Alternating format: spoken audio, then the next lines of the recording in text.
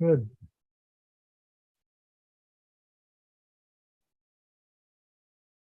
You know, I started using YouTube Live because Facebook kicked me off for 30 days or 45 days. And it's so much easier to start up Facebook, YouTube Lives and Facebook. That's why I've continued to do it. And it saves you the intermediate step of having to download, upload from Facebook to YouTube. So yeah, it's much more convenient too, I think. Mm-hmm. It has proven so, and I don't want to. Let's say I want to be as little in the clutches of Facebook as possible, while still enjoying what they do offer. So, anyway, let me say just a little brief word here to whoever will be watching on the video. We're continuing with Lestigonians today in Ulysses, and I think we're ready to go. So I'll begin. I'm starting on 138 in Gabler. If you're watching and you want to know, if you go to James Joyce Readers, it'll tell you what pages we start on in various editions. All right, Duke Street, here we are. Must eat. The Burton, feel better then. He turned Combridge's corner, still pursued. Jingling, hoof thuds, perfume bodies, warm, full, all kissed, yielded. In deep summer fields, tangled pressed grass, in trickling hallways of tenements, along sofas, creaking beds. Jack, love, darling, kiss me, Reggie, my boy, love. His heart astir, he pushed in the door of the Burton restaurant. Stink gripped his trembling breath, pungent meat juice, slush of greens.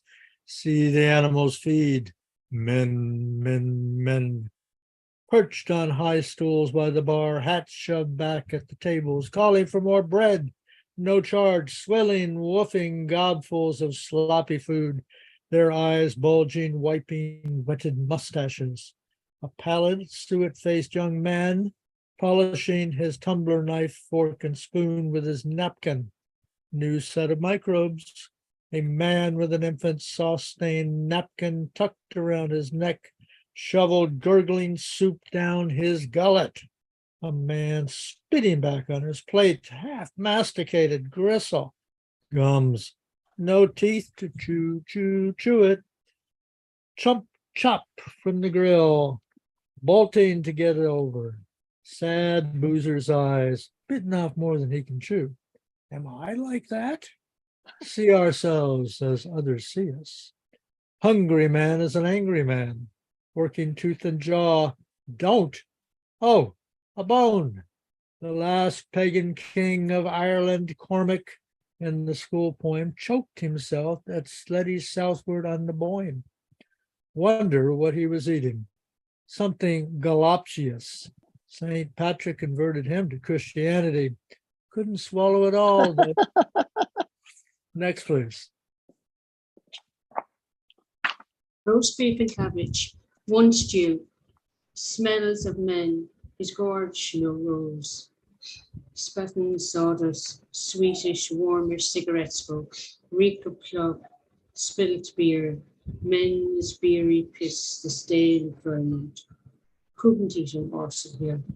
Fellow sharpening knife and fork, to eat all before him. Old chap picking his toothless. Slight spasm, full chewing the cud. Before and after, great afternoons. Look on this picture, then on that, scoffing up stew gravy with sopping sippets of bread. Lick it off the plate, man, get out of this. He gazed round the stools and tabled eateries, tightening the wings of his nose. 2 stouts here, 1 corned and cabbage. That fellow ramming a knifeful of cabbage down, as if his life depended on it. Good stroke. Give me the fidget to look. Safer to eat from his 3 hands. tear it limb from limb, second nature to him. Born with a silver knife in his mouth. That's witty, I think, or no. Silver means born rich, born with a knife, but then the illusion is lost. An ill-girt server gathered sticky, clattering plates. Raw, the bailiff standing at the bar blew the foamy cloud from his tankard, well up, the splashed yellow near his boot. The diner, knife and fork upright, elbows on the table, ready for a second helping, stared towards the food lift across his stained square of newspaper. Other chap telling him something with his mouth full. Sympathetic listening, table talk. I munched him untrue, unjust a bunk on munch day. Ah, did you face? Mr. Bloom raised two fingers doubtfully to his lips.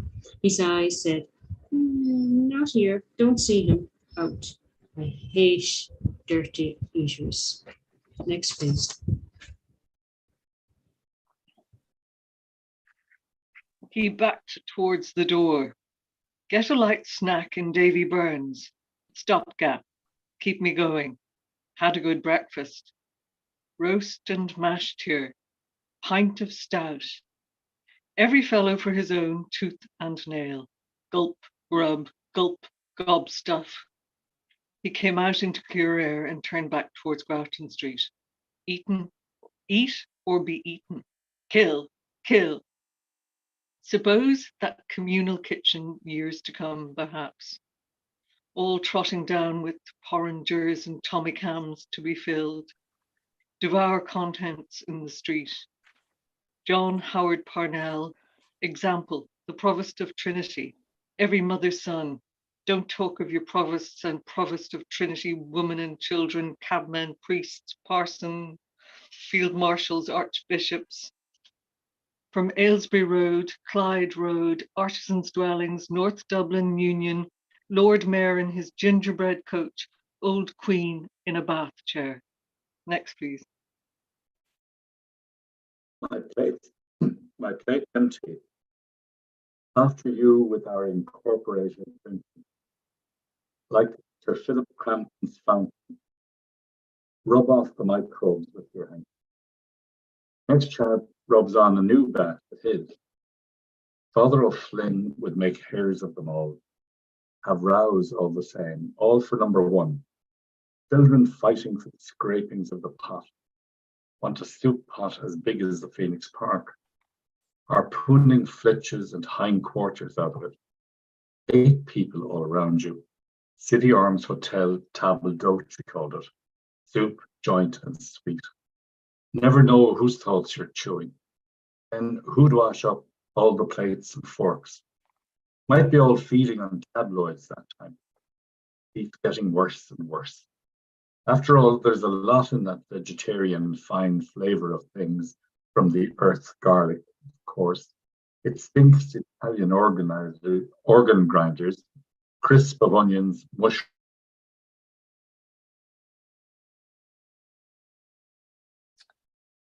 I think we're frozen. Yeah, it looks like Donna froze up. So let's go ahead, Bill, and you can pick up. Paint to animal too. Pluck and draw foul. Wretched brutes there at the cattle market, waiting for the poleaxe to split their skulls open. Moo! Poor trembling calves. Meh! Staggering bob. Bubble and squeak. Butcher's buckets. Wobble lights. Give us that brisket off the hook. Plop. Raw head and bloody bones. Flayed glass-eyed sheep hung from their haunches. Cheap snouts. Bloody papered, sniveling nose jam on sawdust. Top and lashers going out. Don't maul them pieces, young'un. Hot, fresh blood they prescribe for decline. Blood always needed. Insidious. Lick it up smoking hot, thick, sugary. Famished ghosts. Ah, I'm hungry. He entered Davy Burns' moral pub. He doesn't chat. Stands a drink now and then. But in leap year, once in 4. Cashed a check for me once. What will I take now? He drew his watch. Let me see now. Shantygaff? Hello, Bloom, Nosy Flynn said from his nook. Hello, Flynn. How's things? Tip-top. Let me see. I'll take a glass of Burgundy and let me see. Sardines on the shelves. Almost taste them by looking. Sandwich? Ham and his descendants, mustard and bread there. Potted meats. What is home without Plumtree's potted meat? Incomplete. What a stupid ad. Under the obituary notices they stuck it. All up a Plumtree. Dignam's potted meat. Cannibals would, with lemon and rice. White missionary too salty. Like pickled pork. Except the chief consumes the parts of honor. Ought to be tough from exercise. His wives in a row to watch the effect. There was a right royal old nigger who ate or something the somethings of the Reverend Mr. McTrigger, with it an abode of bliss. Lord knows what concoctions, calls, moldy tripes, windpipes, faked and minced up. Puzzle find the meat. Kosher, no meat and milk together. Hygiene, that was what they call now. Yom Kippur, fast, spring cleaning of inside. Peace and war depend on some fellow's digestion. Religions, Christmas turkeys and geese, slaughter of innocents. Eat, drink, and be merry. Then casual wards full after, heads bandaged. Cheese digests all but itself. Mighty cheese. Have you a cheese sandwich? Yes, sir. Next, please. Like a few olives too, if they had them. Italian I prefer.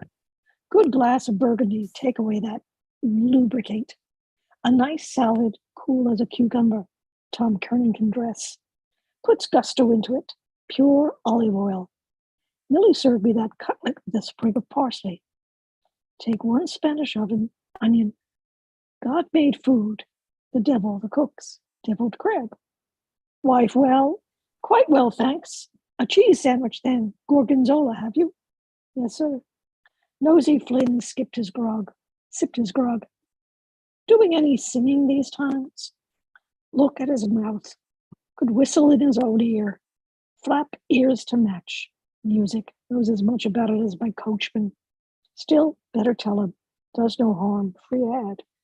She's engaged for a big tour end of this month. You may have heard, perhaps. No. Oh, that's the style. Who's getting it up? The curate served. How much is it? 70, sir. Thank you, sir. Mr. Bloom cut his sandwich into slender strips. Mr. McTrigger, easier than the dreamy, creamy stuff. His 500 wives had the time of their lives. Mustard, sir? Thank you. He stuttered under each lifted strip yellow blobs. Their lives, I have it. It grew bigger and bigger and bigger. Getting it up, he said. Well, it's like a company idea, you see. Part shares and part profits. Aye, now I remember, Nosy Flynn said, putting his head in his pocket to scratch his groin. Who is this was telling me? Isn't Blazes boiling mixed up in it? Next. A warm shock of air heat of mustard haunched on Mr. Bloom's heart. He raised his eyes and met the stare of a bilious clock. 2. Pub clock 5 minutes fast. Time going on, hands moving. 2. Not yet. His midriff yearned, then upward sank within him, yearned more longingly.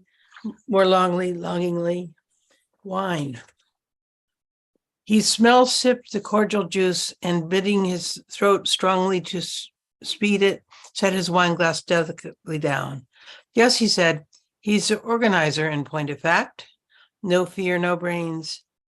Nosy Flynn snuffed and scratched. Flea having a good square meal. He had a good slice of luck. Jack Mooney was telling me over that boxing match. Myler Keogh won again, that soldier in the Portobello barracks. By God, he had that little kipper down in the country. Carlo, he was telling me, hope that Drew Drop doesn't come down into his glass. No, snuffled it up. For near a month, man, before it came off, sucking duck eggs, by God, till further orders. Keep him off the booze, see? Oh, by God, Blazes is a hairy chap. Davy Byrne came forward from the hind bar in tuck-stitch shirt sleeves, cleaning his lips with 2 wipes of his napkin. Herring's blush. Whose smile upon each feature plays with such and such replete, too much fat on the parsnips. And here's himself and pepper on him, Nosy Flynn said. Can you give us a good one for for the gold cup? I'm off with that, Mr. Flynn, Davy Byrne answered. I never put anything on a horse. You're right there, Nosy Flynn said. Mr. Bloom ate his strips of sandwich, fresh, clean bread, with relish of disgust, pungent mustard, the feety savor of green cheese. Sips of his wine soothed his palate. Not logwood that. Tastes fuller this weather with the chill off. Next, please. Okay, Donnie, you want to try coming in reading, and then you also take your regular turn? Okay. Yeah. Don't know what happened there, just collapsed. It happens. Okay. I wouldn't do anything at all in that line, David Byrne said. It ruined many a man the same horses. Vintner's sweepstake, license for the sale of beer, wine, and spirits for consumption on the premises. Heads I win, tails you lose. True for you, Nosy Flynn said. Unless you're in the know, there's no straight sport going now. Benham gets some good ones. He's giving Scepter today. Zinfandel's the favourite. Lord Howard de Walden's won at Epsom. Morney Cannon is riding him. I could have got 7-1 against St. Amant a fortnight before. That's so, Davy Byrne said. He went towards the window and, taking up the petty cash book, scanned its pages.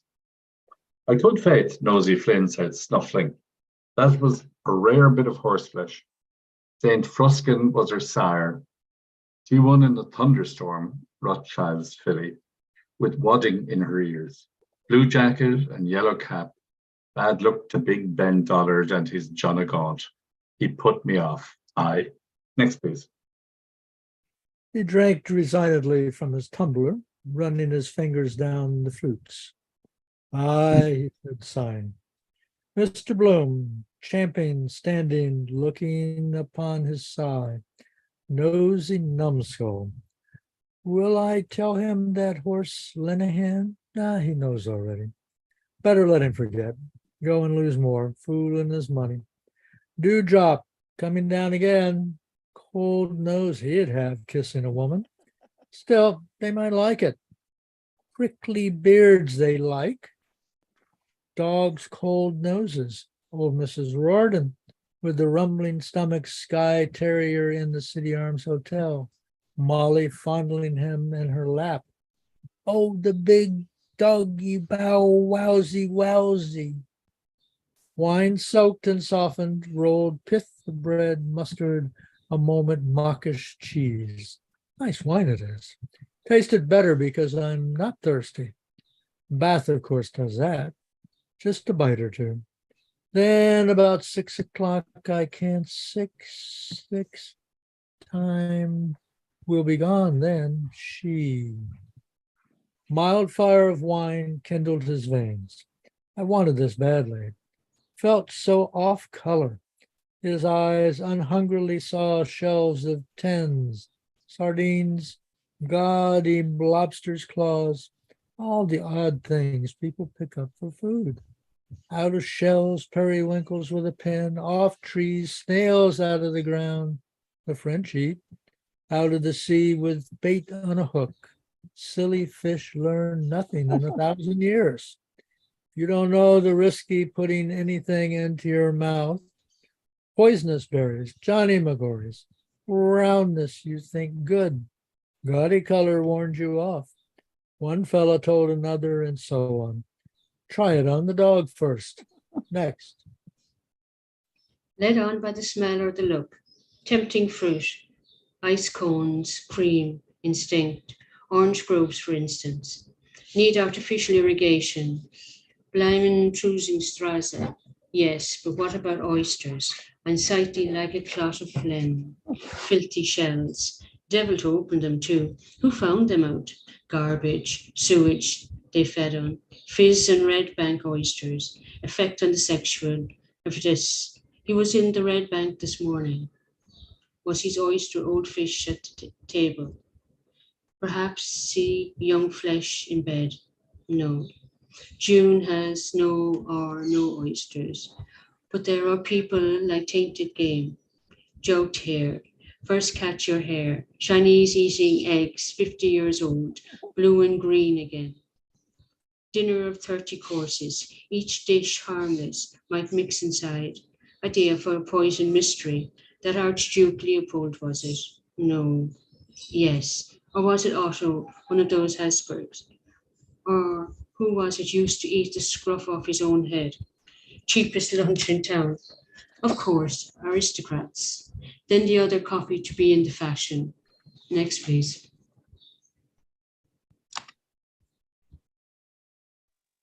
Millie, to rock, oil and flour. Raw pastry I like myself. Half the catch of oysters they throw back in the sea to keep up the price. Cheap. No one would buy. Caviar. Do the grand. Hock in green glasses. Swell blowout. Lady this. Powdered bosom pearls. The elite. Creme de la creme. They want special dishes to pretend they're hermit with a platter of pulse, keep down the stings of the flesh. Know me, come eat with me. Royal sturgeon, high sheriff coffee, the butcher, right to venisons of the forest from his ex. Send him back the half of a cow. Spread I saw down in the Master of the Rolls kitchen area. White-hatted chef like a rabbi. Combustible duck. Curly cabbage a la Duchesse de Parme. Just as well to write it on the bill of fare so you can know what you've eaten. Too many drugs spoil the broth. I know it myself. Dosing it with Edward's desiccated soup. Geese stuffed silly for them. Lobsters boiled alive. Do take some ptarmigan. Wouldn't mind being a waiter in a swell hotel. Tip, evening dress, half naked ladies. Next, please. May I tempt you to a little more filleted lemon sole, Miss Dubedat? Yes, Dubedat. And she did bedad. Huguenot name, I expect that. And Miss Dubedat lived in Killiney, I remember. Du, de la, French. Still, it's the same fish. Perhaps old Mickey Hanlon of Moore Street ripped the guts out of making money, hand over fist, finger in fish's gills. Can't write his name on a check. Think he was painting the landscape with his mouth twisted. Muikel, A-H-A, ignorant as a kish of brogues, worth £50,000. Stuck on the pane, 2 flies buzzed, stuck. Blowing wine on his palate lingered, swallowed. Crushing in the winepress grapes of Burgundy. Sun's heat it is. Seems to a secret touch telling me memory. Touched his sense, moistened, remembered. Hidden under wild ferns on hope. Below us, bay, sleeping sky. No sound. The sky. The bay, purple by the lion's head. Green by Drumleck. Yellow-green towards Sutton. Fields of undersea. The lines faint, brown in grass-buried cities. Pillowed on my coat, she had her hair, earwigs in the heather scrub, my hand under her nape. You'll toss me all, oh wonder, cool, soft with ointments, her hand touched me, caressed. Her eyes, open upon me, did not turn away. Ravished over her I lay, full lips, full mouth, kissed her mouth, yum. Softly she gave me in my mouth the seed cake, warm and chewed. Mawkish pulp in her mouth had mumbled sweet and sour with spittle. Joy, I ate it, joy. Young life, her lips that gave me pouting. Soft, warm, sticky gum jelly lips. Flowers her eyes were, take me, willing eyes. Pebbles fell, she lay still. A goat, no one. High on Ben Hoth, rhododendrons, and Nanny Goat walked sure-footed, dropping currants. Screened under ferns, she laughed warm-folded. Wildly I lay on her, kissed her eyes, her lips, her stretched neck, beating. Women's breasts full in her blouse of nun's veiling, fat nipples upright. Hot, I tongued her, she kissed me. I was kissed, all yielding, she tossed my hair. Kissed, she kissed me and me now. Next, please. Stuck. Stuck. Is that me? No, stuck, the flies buzzed.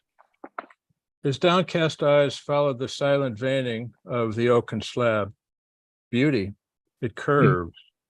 Curves are beauty. Shapely goddesses, Venus, Juno, curves the world admires. Can see them library, museum, standing in the round hall, naked goddesses, aids to digestion. They don't care what man looks, all to see, never speaking. I mean to say to fellows like Flynn, suppose she did, Pygmalion and Galatea, what would she say first? Mortal, put you in your proper place. Quaffing nectar at mess with gods, golden dishes, all ambrosial. Not like a tanner lunch we have, boiled mutton, carrots and turnips, bottle of Allsup. Nectar. Imagine it, drinking electricity, God's food. Lovely forms of woman sculpt. Junonian, immortal lovely. And we stuffing food in one hole and out behind. Food, chyle, blood, dung, earth, food. Have to feed it like stoking an engine. They have no, never looked. I'll look today. Keeper won't see. Bend down, let something fall. See if she, dribbling a quiet message from his bladder, came to go to do, not to do there to do. A man and ready, he drained his glass to the lees and walked. To men too that give themselves, manly conscience, lay with men lovers. A youth enjoyed her to the yard. When the sound of his boots had ceased, Davy Byrne said from his book, what is this he is? Isn't he in the insurance line? He's out of that long ago, Nosey Flynn said. He does canvassing for the Freeman. I know him well to see, Davy Byrne said. Is he in trouble? Trouble? Nosey Flynn said. Not that I heard of. Why? I noticed he was in mourning. Was he? Nosey Flynn said. So he was, faith. I asked him how was all at home. You're right, by God, so he was. I never broached the subject, Davy Byrne said humanely. If I see a gentleman is in trouble that way, it only brings it up fresh in their minds. It's not the wife anyhow, Nosey Flynn said. I met him the day before yesterday, and he, coming out of that Irish farm dairy John Wise Nolan's wife has in Henry Street, with a jar of cream in his hand, taking it home to his better half. She's well nourished, I tell you. Clovers on toast. And is he doing for the Freeman? Davy Byrne said. Nosey Vin pursed his lips. He doesn't buy cream on the ads he picks up. You can make bacon out of that. How so? Davy Byrne asked, coming from his book. Nosey Flynn made swift passes in the air with juggling figures. He winked. He's in the craft, he said. Do you tell me so? Davy Byrne said. Very much so, Nosey Flynn said. Ancient, free, and accepted order. Light, life, and love, by God. They gave him a leg up. I was told that by a, well, I won't say who. Is that a fact? Next, please. Oh, it's a fine order, Nosey Flynn said. They stick to you when you're down. I know a fellow was trying to get into it. They're as close as damn it. By God, they did right to keep the women out of it. Davy Byrne smiled, yawned, nodded all in one. Yeah. There was one woman, Nosey Flynn said, hid herself in a clock to find out what they'd be doing. But be damned, but they smelt her out and swore her in on the spot a master mason. That was one of the Saint Leger of Donnerelle. Davy Byrne sated after his yawn, said with tear-washed eyes, and is that a fact? Decent, quiet man he is. I often saw him in here, and I never once saw him, over the line. God Almighty couldn't make him drunk. Nosy Flynn said firmly. Slips off when the fun gets too hot. Didn't you see him look at his watch? Well, you weren't there. If you ask him to have a drink, first thing he does, he outs with the watch to see what he ought to imbibe. Declare to God he does. There are some like that, Davy Bird said. He's a safe man, I'd say. He's not too bad, Nosy Flynn said, snuffling it up. He's been known to put his hand down, too, to help a fellow. Give the devil his due, oh. Bloom has his good points. But there's one thing he'll never do. His hand scrolled a dry pen signature beside his grog. I know. Nothing in black, Davy Burns said. Nothing in black and white, Nosy Flynn said. Paddy Leonard and Bantam Lyons came in. Tom Rushford followed, frowning, a planing hand on his claret waistcoat. Day, Mr. Byrne. Day, gentlemen. Next. They paused at the counter. Who's standing? Paddy Leonard asked. I'm sitting anyhow, Nosy Flynn answered. Well, what'll it be? Paddy Leonard asked. I'll take a stone ginger, Bantam Lyons said. How much? Paddy Leonard cried. Since when, for God's sake? What's yours, Tom? How is the main drainage? Nosy Flynn asked, sipping. For answer, Tom Rochford pressed his hand to his breastbone and hiccuped. Would I trouble you for a glass of fresh water, Mr. Byrne? He said. Certainly, sir. Paddy Leonard eyed his alemates. Lord love a duck, he said. Look at what I'm standing drinks to. Cold water and ginger pop. Two fellows that would suck whiskey off a sore leg. He has some bloody horse up his sleeve for the gold cup. A dead snip. Zinfandel, is it? Nosy Flynn asked. Tom Rochford spilled powder from the twisted paper into the water set before him. That cursed dyspepsia, he said before drinking. Bread soda is very good, Davy Burns said. Tom Rochford nodded and drank. Is it Zinfandel? Say nothing, Bantam Lyons winked. I'm going to plunge 5 bob on my own. Tell us if you're worth your salt and be damned to you, Paddy Leonard said. Who gave it to you? Mr. Bloom, on his way out, raised 3 fingers in greeting. So long, Nosy Flynn said. The others turned. That's the man that gave it to me, Bantam Lyons whispered. For what? Paddy Leonard said with scorn. Mr. Burns, sir, will take 2 of your small Jamesons after that, and a stone ginger, Davy Burns added civilly. Aye, Paddy Leonard said. A sucking bottle for the baby. Next, please.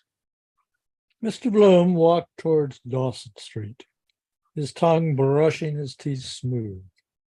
Something green it would have to be, spinach, say.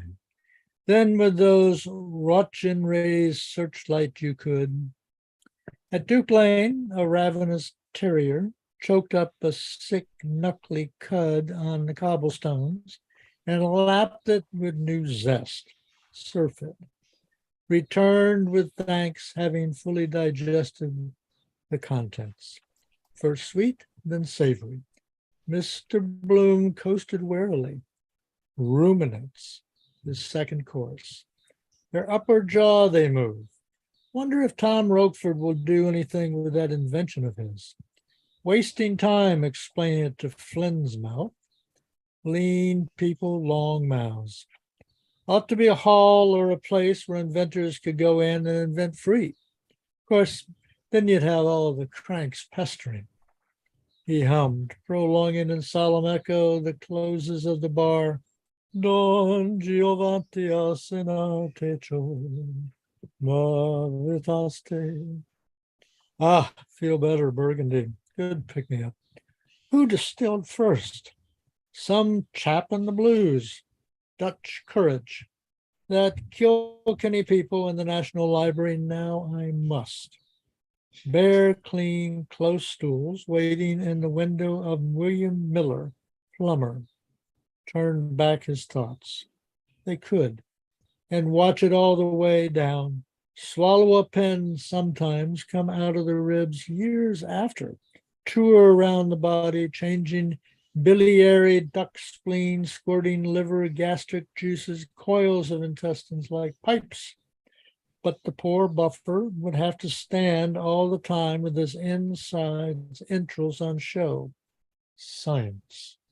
Sinar Teco. What does Teco mean? Tonight, perhaps. Next, please.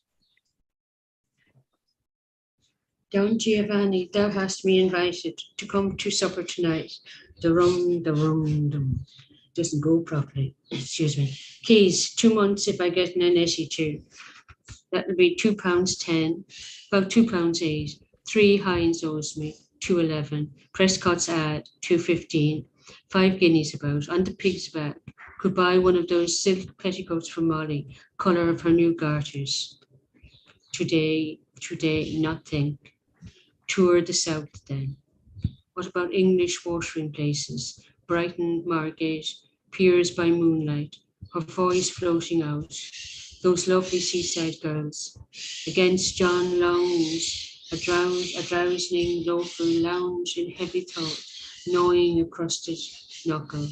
Handyman wants job, small wages, will eat anything. Mr. Bloom turned at Gray's confectioner's window of unbought tarts and passed the Reverend Thomas Conlon's bookstore. Why I left the Church of Rome, Bird's Nest. Women runs him. They say they used to give pauper children soup to change to Protestants in the time of the potato blight. Society over the ways Papa went to for the conversion of poor Jews. Same bait. Why we left the Church of Rome. Next, please. A blind stripling stood tapping the curbstone with his slender cane. No tram in sight. Wants to cross. Do you want to cross? Mr. Bloom asked. The blind stripling did not answer. His wall face frowned weakly. He moved his head uncertainly. You're in Dawson Street, Mr. Bloom said. Molesworth Street is opposite. Do you want to cross? There's nothing in the way. The cane moved out trembling to the left. Mr. Bloom's eye followed its line and saw again the dye works van drawn up before Drago's, where I saw his brilliantined hair just when I was, horse drooping, driver in John Long's, slaking his drought. There's a van there, Mr. Bloom said, but it's not moving. I'll see you across. Do you want to go to Molesworth Street? Yes, the stripling answered. South Frederick Street. Come, Mr. Bloom said. He touched the thin elbow gently, then took the limp, seeing hand to guide it forward. Say something to him. Better not do the condescending. They mistrust what you tell them.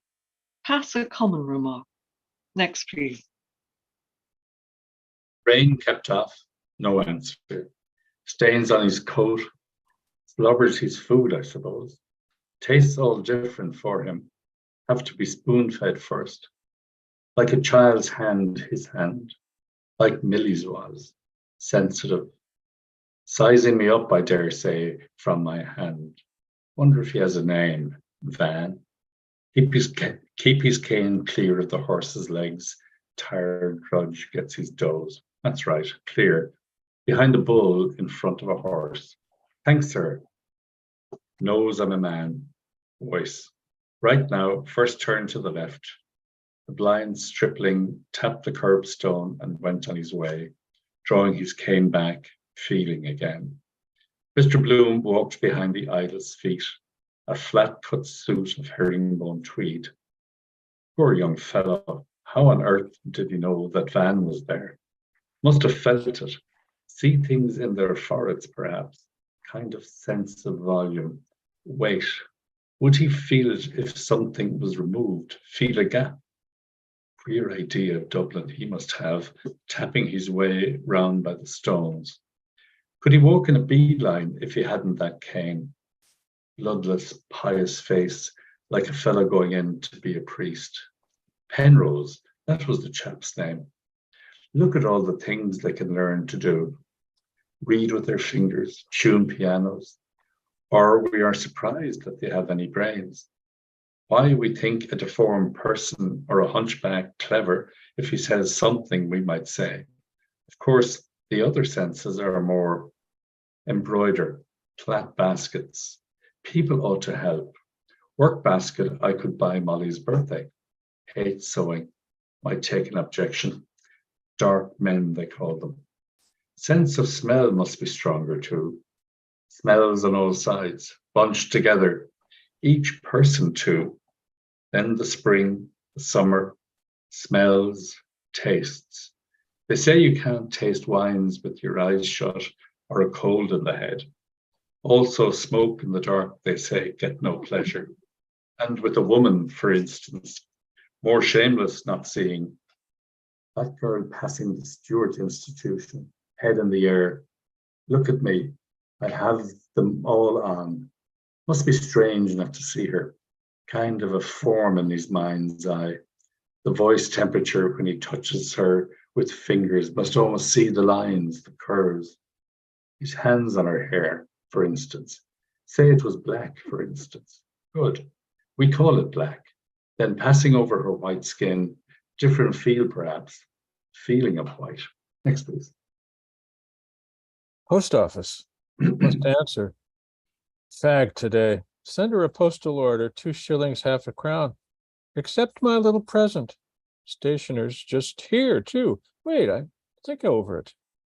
With gentle finger, he felt ever so slowly the hair combed back above his ears. Again, fibers of fine, fine straw. Then gently, his finger felt the skin of his right cheek.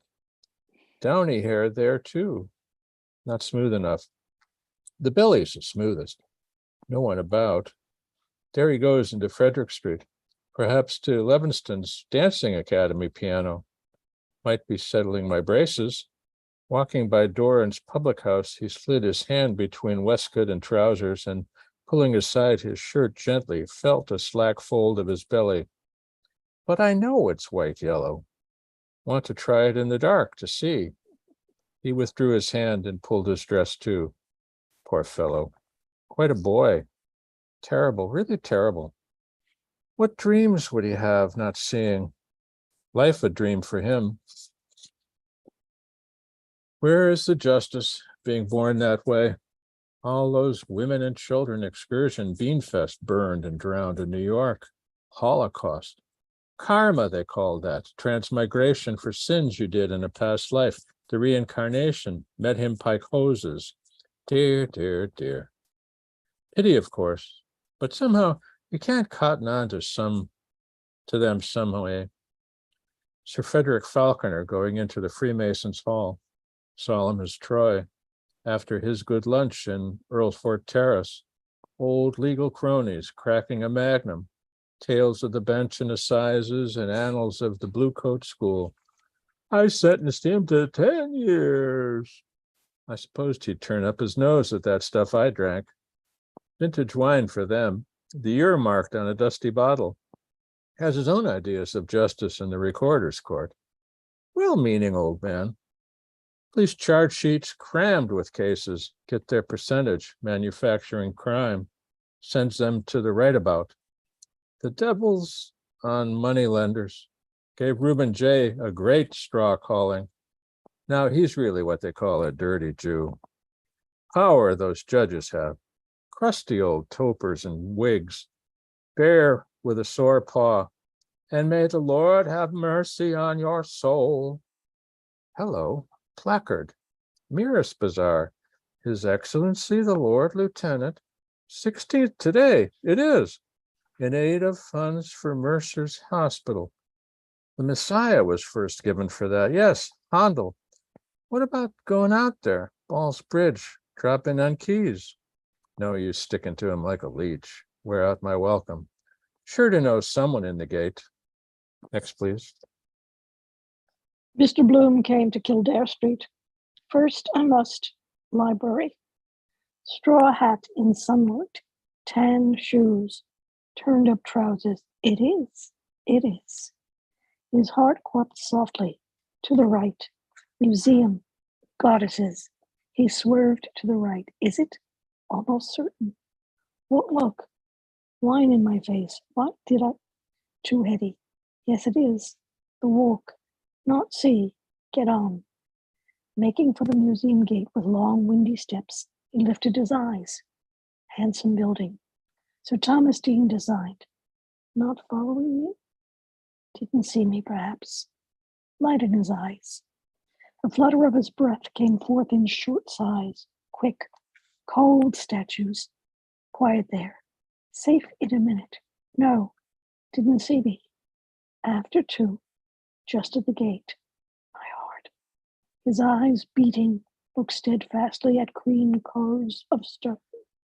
Sir Thomas Dean was the Greek architecture. Looking for something his hasty hand went quick into a pocket, took out, read, unfolded, Agenda Natam. Where did I? Busy looking, he thrust back quick agenda. Afternoon, she said. I am looking for that. Yes, that. Try all pockets. Hanker. Freeman. Where did I? Yes, trousers. Potato. Purse. Where? Hurry. Walk quickly. Moment more, my heart. His hand looking for the. Where did I put? Found in his hip pocket. Soap. Lotion. Have to call. Tepid paper stuck.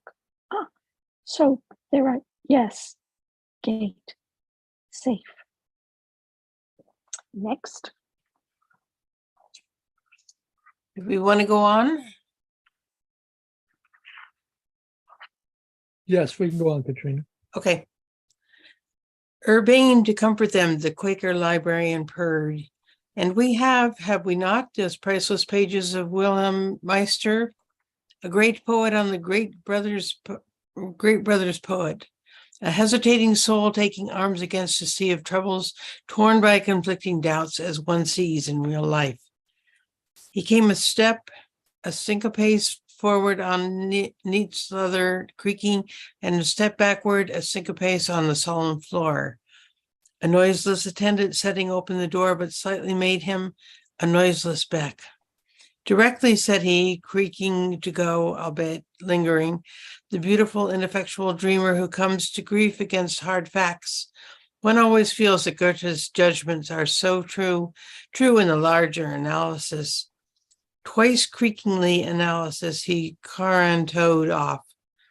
Bald, most zealous by the door, he gave his large ear to all the attendants' words, heard them, and was gone. 2 left.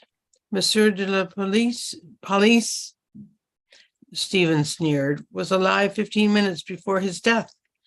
Have you found those 6 brave medicals, John Eglinton asked with the elder's gall, to write Paradise Lost at your dictation? The sorrows of Satan, he calls it. Smile, Cranley, smile. First he tickled her, then he patted her, then he passed the female catheter, for he was a jolly old medical. I feel you would need one more for Hamlet. 7 is dear to the mystic mind, the shining 7, W.B. calls them. Next, please. Glitter-eyed, his rufous skull close to his green-capped desk lamp sought the face bearded amid dark greener shadow, an olive, holy-eyed.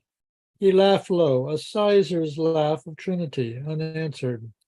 Orchestral Satan, weeping many a rude, tears such as angels weep, ed egli avia de cul fatto trompeta. He holds his follies hostage. Cranley's 11 true Wicklow men to free their Spireland, gap-toothed Kathleen, her 4 beautiful green fields, a stranger in her house, and 1 more to hail them, Ave, Rabbi, the Tenahili 12. In the shadow of the glen he coos for them. My soul's youth I gave him, night by night, Godspeed, good hunting. Mulligan has my telegram. Folly, persist. Next. Our young Irish bards, John Eglinton centred, have yet to create a figure which the world will set beside Saxon Shakespeare's Hamlet, though I admire him, and old Ben did, on this side idolatry. All these questions are purely academic, Russell, or out of his shadow. I mean, whether Hamlet is Shakespeare or James I or Essex, clergymen's discussions of the historicity of Jesus.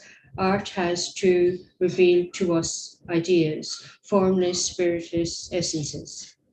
The supreme question about a work of art is out of how deep a life does it spring. The painting of Gustav Moro is the painting of ideas. The deepest poetry of Shelley, the words of Hamlet, bring our mind into contact with the eternal wisdom. Plato's world of ideas. All the rest is speculation of schoolboys for schoolboys. AE has been telling some Yankee interviewer, telling some wall tarnation strike me. Next, please.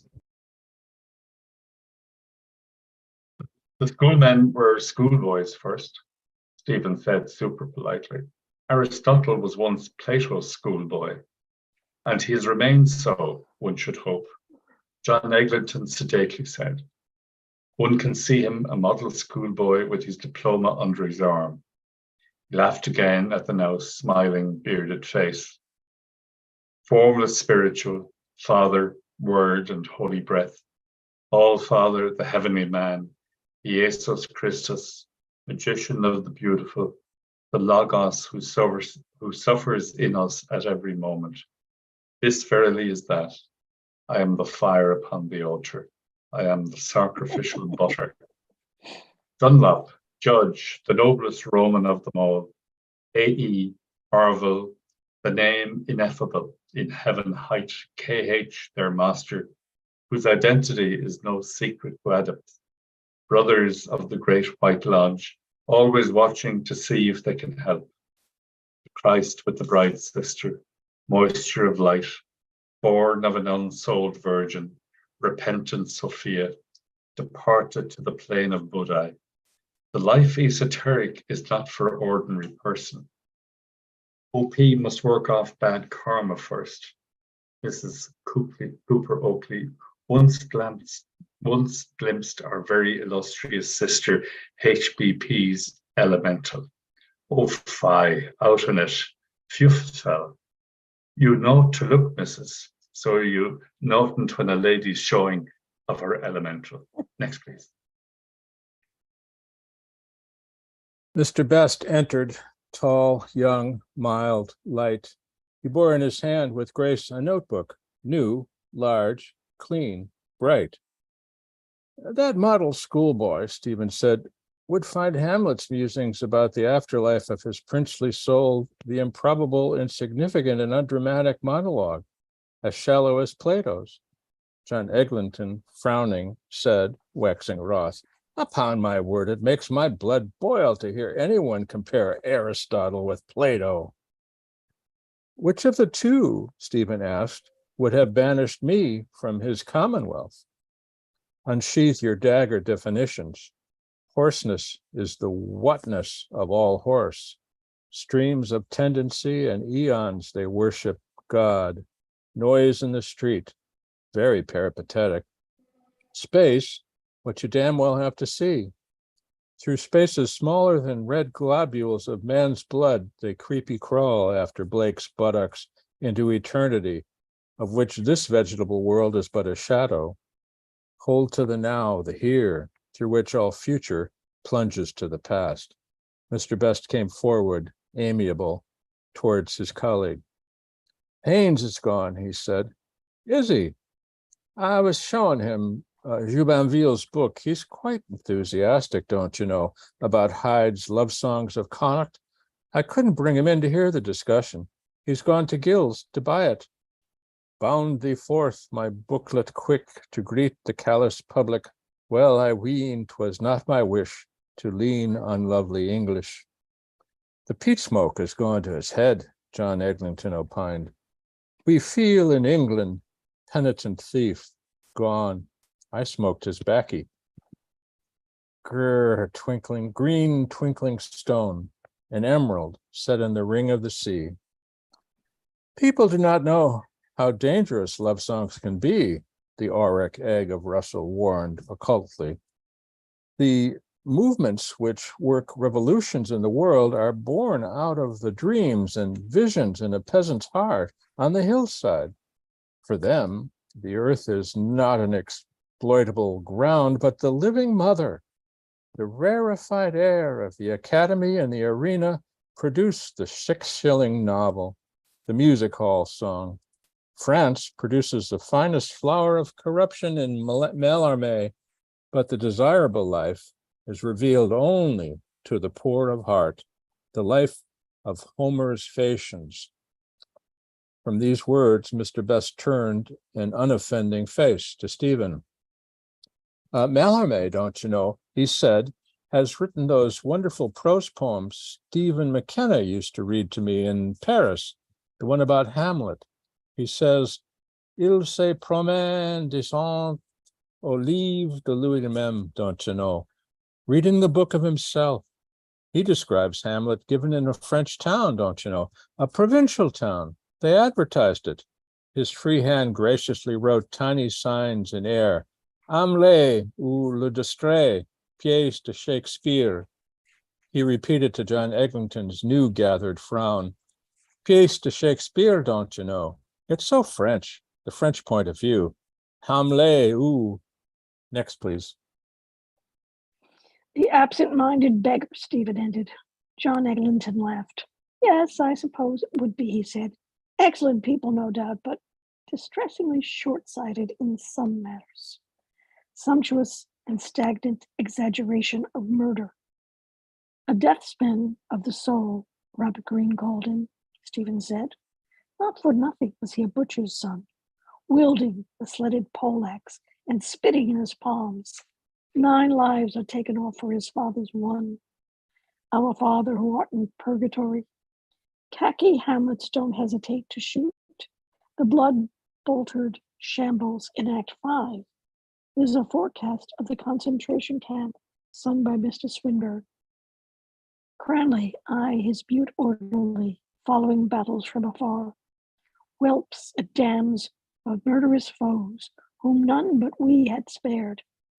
Between the Saxon smile and the Yankee whoop, the devil in the deep sea.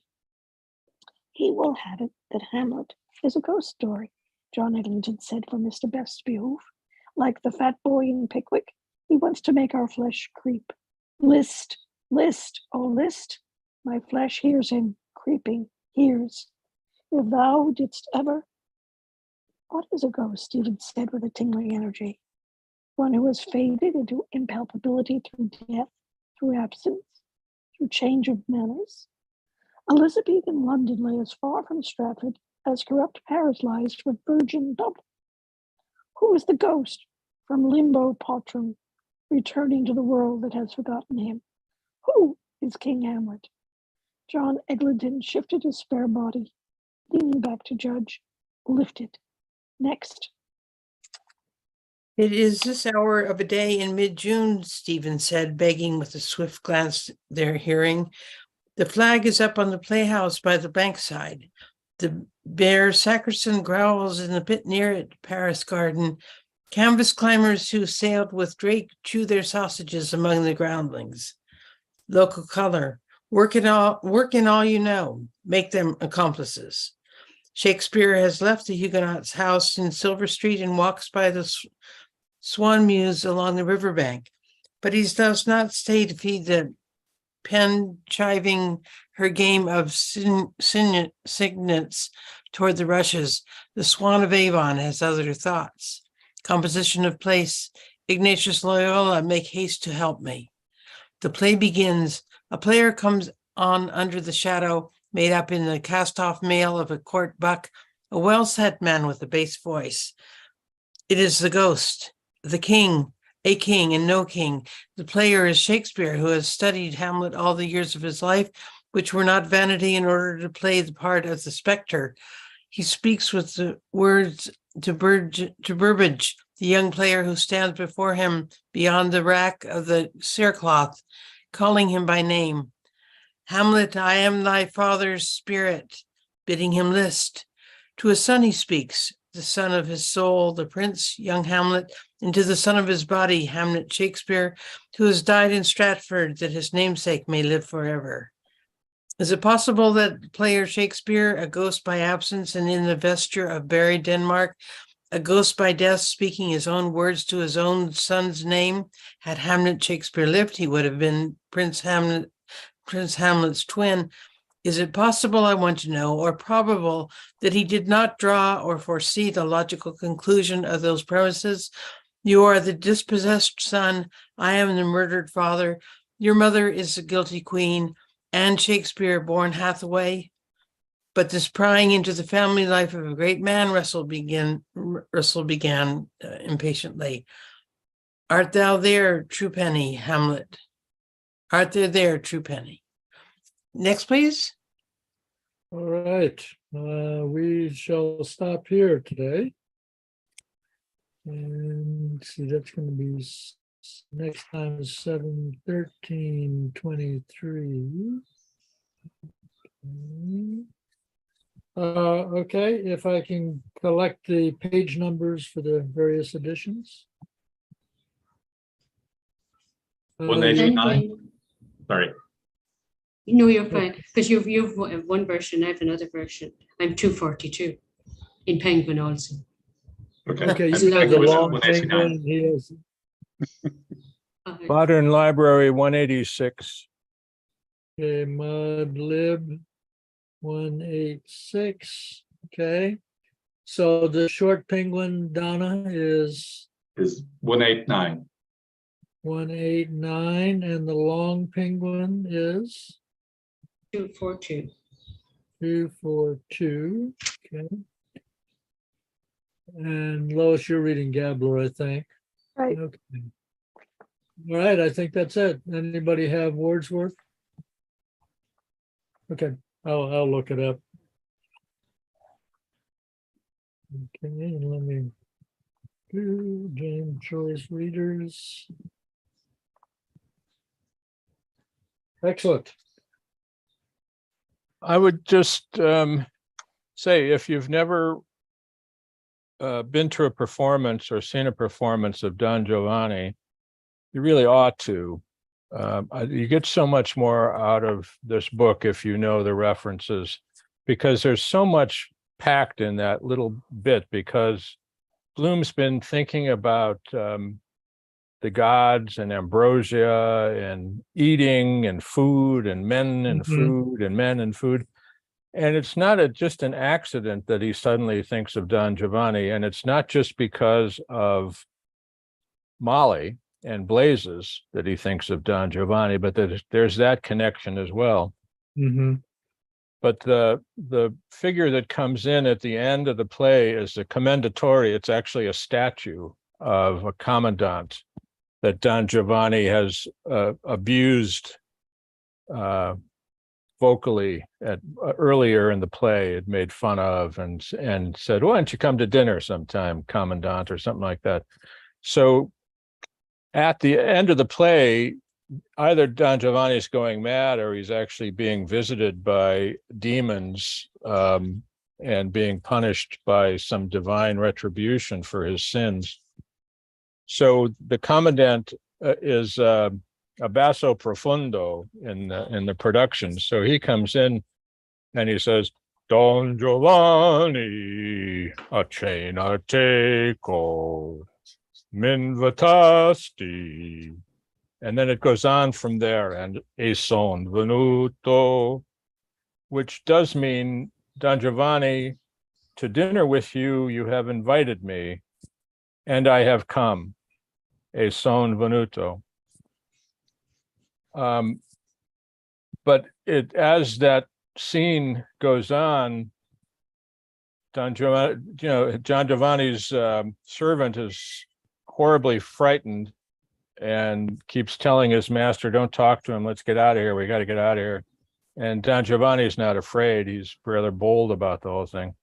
And he says, "Come on, all right, you're here. Let's have dinner." And then the statue says, "I eat God's food, not mortal food." So there's that connection between ambrosia his other musings earlier about what gods eat and what, the electricity and things like that. It's really, I don't know. I mean, Joyce is brilliant. That's all I can say.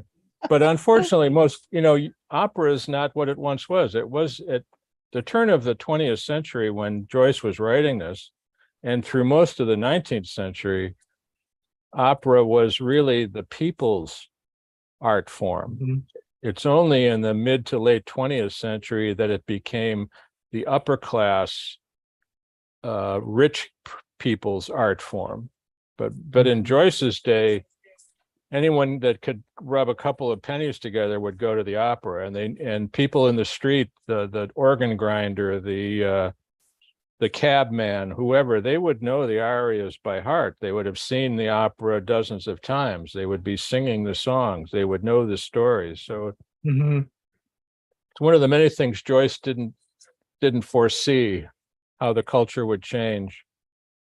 The other thing being how the Catholic Church would change and how the Latin Mass would disappear. And he could not have ever foreseen a change like that in Ireland, where the church has no longer the power that it once did, and where I think most Catholics today have never heard a Latin Mass and wouldn't know what any of it means. But to Joyce, it was very present and real, as were all of the music hall songs and all of the operas. Mhm, mhm. And I think that was particularly true in the two places, Trieste and Dublin, that the opera was popular Mm. and was a, shall we say, a common people's activity, and would be a cultural reference in conversation, etc. So I think later on that page, when he tries to figure out what the translation is, he's still singing it to himself, because he knows the music, he knows the lyrics. He goes, a chain or teco. What does that teco mean? Tonight, perhaps. Don Giovanni, thou hast me invited to come to supper tonight. The rum dum. Anyway, Yeah. that's my 2 cents. And would we assume that Bloom would know the opera because of Molly? No, we would assume that Bloom would know the opera because of going to the opera. Oh, really? Okay. Even Just thinking before about- yeah. before meeting Molly, he would been any person, everybody in Dublin probably went to the opera if you could afford it. Okay, I mean, I'm not going to say everybody, maybe not. but many. Okay, because many. At this particular point, I mean, I'm having Bloom is a very inventive fellow and he's full of ideas and stuff like that. But cultural references, I don't remember a whole lot of. But that's probably me missing a lot of stuff. Well, Bloom does know how to pronounce Volio. Yeah. I would say, even though it's the wrong Even though word.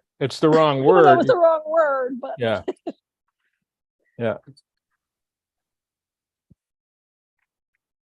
Yeah. So one of the things that attracted me was that scene with the blind stripling today. Hmm. And how delicate that scene is. And it's almost like Bloom instructing us how to be helpful without being intrusive. Like it's a step by step, how you approach them, how you check to make sure they're accepting your offer, how you extend your hand. It's a very delicate and sweet scene there. at this point, how bad were Joyce's eyes? How close was he to blindness? Not very. I mean, he had eye trouble his whole life since childhood, but I'm of, and I know other people don't agree with me, but they're later on in the episode in the brothel, Stephen says, "I have to get my glasses fixed," or something.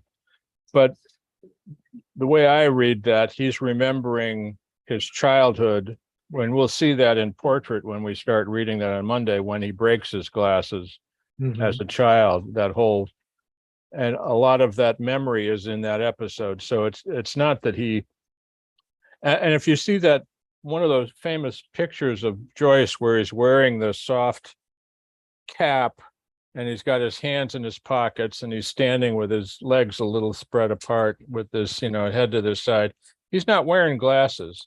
Right. And Oh, the young man picture, Yeah. the young Yeah. stud picture. he's not wearing glasses. And I think I've read in the letters maybe, or maybe in Elman or somewhere, that one of that picture there, he's not wearing glasses, and it's not because he's broken them. According to the biographers or to his letters, he had an eye doctor who was saying, "Stop wearing your glasses and your eyes will get a little stronger." So he was purposely in 1904 not wearing glasses. It's not that he lost them or broke them or anything like that. He's not wearing them. So his eyes were not that bad. But I think so in 22, when he's writing this, his eyes have gotten worse.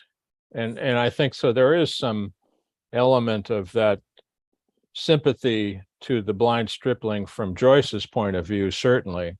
Mm. And not just an example of Bloom's compassion, which, as Duncan said, I think it's a beautiful description, that internal monologue of his concern for the young man and his willingness and his desire to help, and the way he goes about helping. It's a beautiful passage.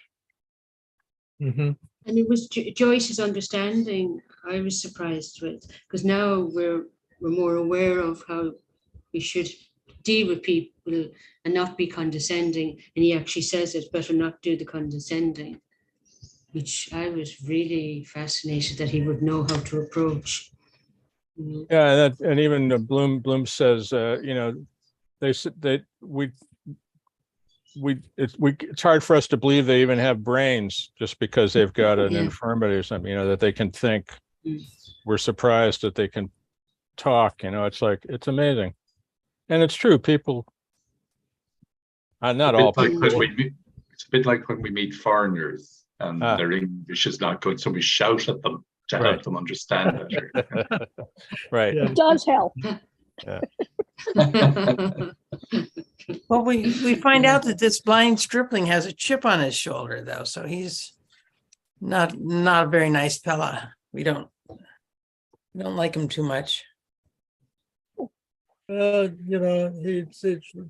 think that probably the way Bloom treats him is the exception, and that he has learned his chip on his shoulder the hard way, so to speak. But I think that Joyce and his characters have show many times. Like I think the way that Joyce handles the whole night town scene and his sympathy for the women who are trapped in night town is exceptional. That he really understands how someone can get trapped into working in a brothel like that, and then trying to just the best they can out of a situation, which I think was pretty exceptional. It's exceptional even in our time, but quite exceptional in that time. So I suppose. Yeah, there's nothing of the judge in Joyce. He's not at all judgmental. He accepts everyone as human beings and all of their foibles and all of their mistakes and all of their idiosyncrasies, and he just accepts people as they are, and he wants to write about people as they are. That's the beauty of it. not Mhm. not any ideal human being, but people. And that's true. So as Lois was saying, we find out the blind stripling, or I don't know, maybe it was Anna who was saying it, that the blind stripling is, and again, you see someone who has a disability, and it's very common, I think, for people to imagine they must be really nice people because why wouldn't they be? Because they're so, they've got this disability. They're probably very grateful and very nice and little angels. And then you hear a couple words out of their mouth and you're taken aback a little bit that they can be just as nasty and just as petty as anybody else.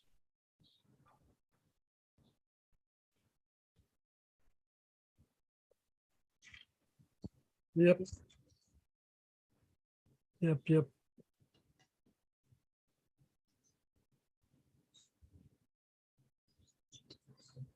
Interesting stuff. Yes. Yep, I think so.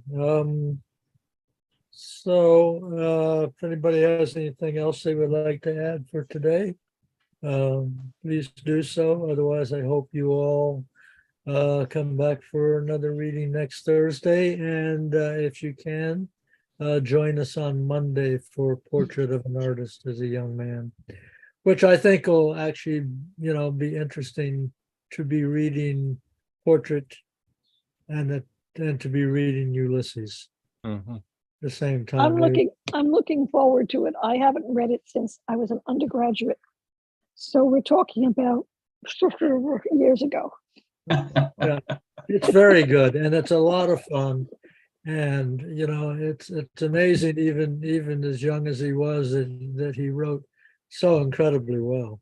Mhm. So, I'm looking forward too. It's kind of like, sometimes when people at Christmas time want to read the Dead as a Christmas thing. Frankly, I think that the family Christmas dinner and Portrait is a really fantastic selection also to read at Christmas time because it Mhm. has the celebration and all the craziness that happens in a dysfunctional family. So. Okay. Hey, Thank Anybody you. else, or shall thank I- you again. Okay, I'm going to Thank press you. the red button. Thank you all. Take Okay, care. thank you. Thank you. Bye-bye. Okay, guys.